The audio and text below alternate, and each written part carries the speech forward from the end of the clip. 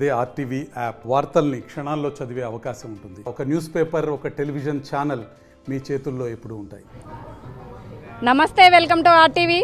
ఒక సాధారణ వ్యక్తిగా, ఉద్యమకారుడిగా తెలంగాణ సాధించి తొలి ముఖ్యమంత్రి అయినటువంటి మాజీ సీఎం కేసీఆర్ గారి బర్త్డేని ఇక్కడ వరంగల్ పశ్చిమలో దాస్యం వినయ్ భాస్కర్ గారు, మాజీ ఎమ్మెల్యే ప్రభుత్వ చీఫ్ విప్ గారు అయితే అంగరంగ వైభవంగా నిర్వహించడం జరుగుతుంది. ఇక్కడ కార్యకర్తలు అలానే దాస్యం వినయ్ భాస్కర్ గారు మనతో ఉన్నారు. ఆయన మాటలో తెలుసుకుందాం. నమస్తే అన్న. నమస్తే అమ్మా. చెప్పండి అన్న, అంటే ఈరోజు జరిగేటువంటి కేసీఆర్ గారి బర్త్డే గురించి మీరు అందరూ సెలబ్రేషన్ చేయడం జరుగుతుంది. ఎలాంటి ఏర్పాట్లు చేశారు, ఏమేం చేస్తున్నారు?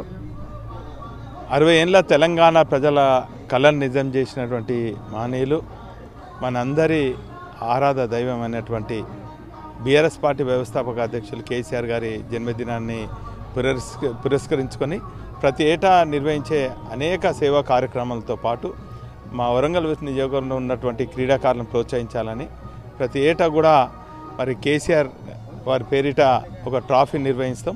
నిన్నటితోని పెద్ద ఎత్తున మరి పోటీలన్నీ కూడా ముగియటం జరిగింది.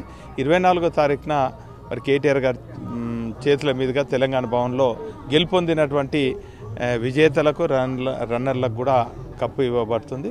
మరి అదేవిధంగా ఈరోజు హన్మకొండ జిల్లా పార్టీ కార్యాలయంలో పెద్ద ఎత్తున మా బీఆర్ఎస్ పార్టీ శ్రేణులు, తెలంగాణ వాదులు అందరం కూడా కలిసి మరి వారి జన్మదినాన్ని పురస్కరించుకొని ఘనంగా అనేక కార్యక్రమాలు చేపట్టడం జరిగింది.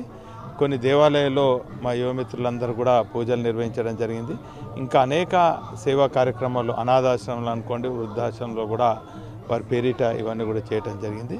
ఏదేమైనప్పటికీ కూడా వారి నాయకత్వంలో మరోసారి తెలంగాణ రాష్ట్రం ఏర్పడుతుంది. మరి వారి నాయకత్వంలో సమాజంలో ఉన్నటువంటి పేద బడుగు కలిగిన వర్గాల అభ్యున్నతికి పాటుపడుతుంది. అంటే వచ్చే పార్లమెంట్ ఎన్నికల్లో ఎన్ని సీట్లు గెలవబోతున్నారు? అంటే కేసీఆర్ గారికి మీరు ఇచ్చే గిఫ్ట్ ఏంటంటున్నారు?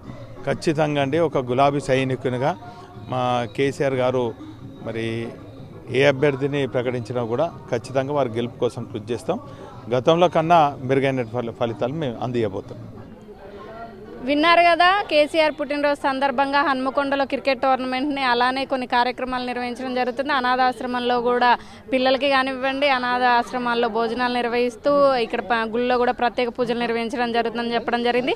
ఇలాంటి మరిన్ని వార్తలు మీ ముందు తీసుకొస్తుంది మీ ఆర్టీవీ ఓటు స్టూడియో.